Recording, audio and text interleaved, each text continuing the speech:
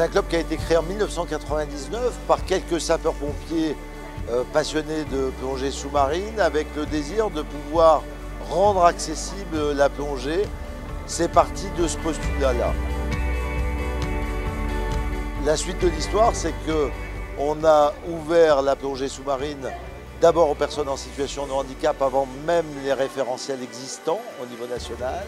Ensuite, on a utilisé la plongée comme moyen d'éducation par le sport, à la fois dans le domaine de la prévention et aussi dans le domaine de la post-délinquance. Alors je travaille avec des jeunes qui sont pris en charge par la justice. Alors, la plongée permet de travailler la cohésion avec le moniteur, de faire confiance à l'adulte, en quel souvent ils n'ont plus confiance de là leur passé scolaire, auquel ils sont souvent décrocheurs. D'être valorisés dans une activité où ils sont seuls maîtres de ce qu'ils ont à faire et ils sont obligés d'être en lien direct avec l'adulte, c'est vraiment très valorisant et bénéfique pour ces jeunes. Dans notre club, nous avons 3 volets. Le premier, c'est le volet technique, comme tous les clubs de plongée en France, où on forme des enfants et des adultes de 8 à 77 ans, et même plus parfois, au niveau de plongée, pour accéder à l'autonomie ou à l'encadrement. La plongée loisir, évidemment, pour se faire plaisir, découvrir des endroits, des sites de plongée, et la plongée qu'on a nommée chez nous la plongée à caractère social, parce qu'elle a un sens à la fois avec les associations, les quartiers, où on va utiliser la plongée non pas comme objectif, mais comme moyen à pouvoir faire de la prévention, à pouvoir parler de biodiversité, à pouvoir expliquer des règles, à faire respecter des règles et à permettre à des enfants, mais aussi des adultes, de pouvoir se faire confiance et nous faire confiance. Alors les petits vont aller chercher les pièces. Les filles qui n'ont pas d'appareil photo, je vous conseille d'essayer de me faire donc des piles sous l'eau. Le but de l'atelier plongée, pour moi, c'est la sécurité avant tout. Donc on leur fait prendre conscience de leur sécurité à eux. Et ensuite, on travaille sur toute la sécurité de l'autre. Parce qu'il faut qu'ils se soucient d'eux-mêmes, mais il faut qu'ils puissent aussi se soucier des autres. On fait l'apnée, on fait aussi de la monopalme, on essaye de diversifier au maximum. Le milieu aquatique leur va comme un gant, ils n'ont pas d'angoisse, ils n'ont pas d'a priori. C'est plus simple de leur enseigner et de leur inculquer la sécurité. Après, ils deviennent de très très bons plongeurs et ils ne se prennent pas la tête, ils ne sont pas stressés, ils sont autonomes très vite.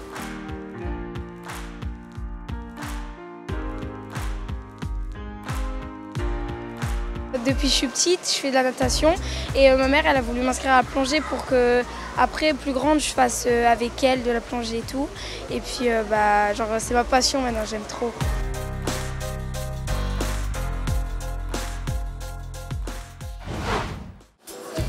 Fait une formation niveau 2 pour tous les deux, préparation niveau 1 pour toi. Pour les adultes, là il y a des formations plongée niveau 1, ce qui leur permet de plonger encadré dans une palanquée. La palanquée, c'est le groupe de plongeurs entre 0 et 20 mètres.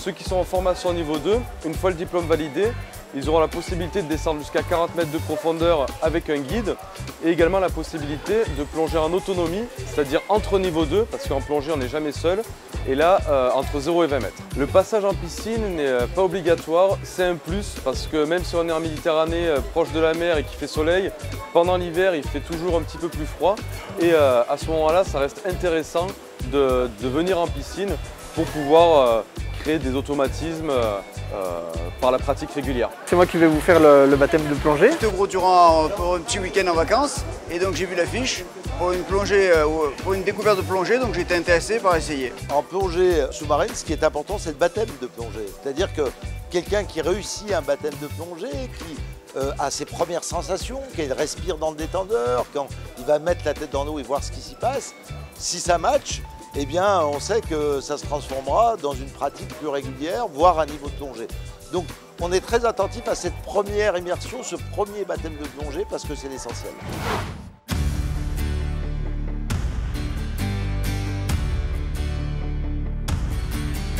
Alors là, aujourd'hui, on est sur la plage du Gros-du-Roi, justement pour une grande journée de prévention, de lutte contre la noyade et de découverte du milieu marin. La journée, c'est un petit peu la finalité de tout ce qu'on fait durant l'année. Tout au long de l'année, on a des groupes, des centres sociaux que l'on a durant les vacances scolaires pour des ateliers d'apprentissage de la natation, pour les amener jusqu'au test du sauvetage, qui est le premier test de savoir nager pour les enfants des centres ou les différents enfants qui veulent aller faire des activités aquatiques. Là, la journée d'aujourd'hui, on fait tout ça, mais en mer, parce qu'il y a aussi l'importance de la découverte du milieu marin, parce que savoir nager en piscine c'est une chose, il y a également la connaissance du milieu marin, ses spécificités, les dangers de la mer, et pour ça on est entouré de différentes autres associations qui sont notamment l'Institut marin pour la découverte du milieu, la préservation du milieu, et on fait de la découverte du milieu subaquatique avec de la plongée.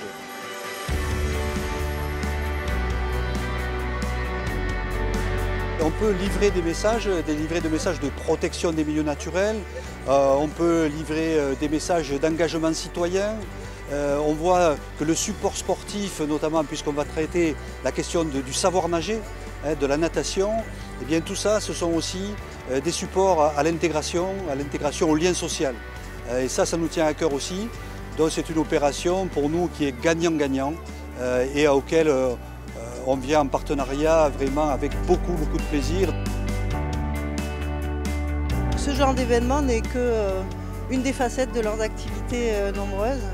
Voilà, et moi je suis ravie de voir un club qui a comme ça une vocation, outre le partage du plaisir de plonger ou des activités dans l'eau, qui a aussi cette vocation de faire aimer la mer, de la faire découvrir, de protéger les enfants des risques de la mer, et vraiment cette fonction éducative et sociale qui est essentielle.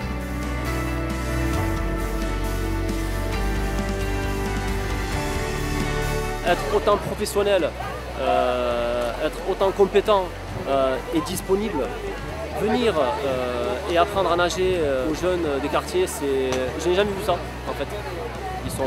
Franchement, ils sont extraordinaires et ils sont là pour les jeunes, quoi. Ils sont là pour les jeunes, pour leur apprendre des choses, et c'est pas facile quand on travaille dans un quartier.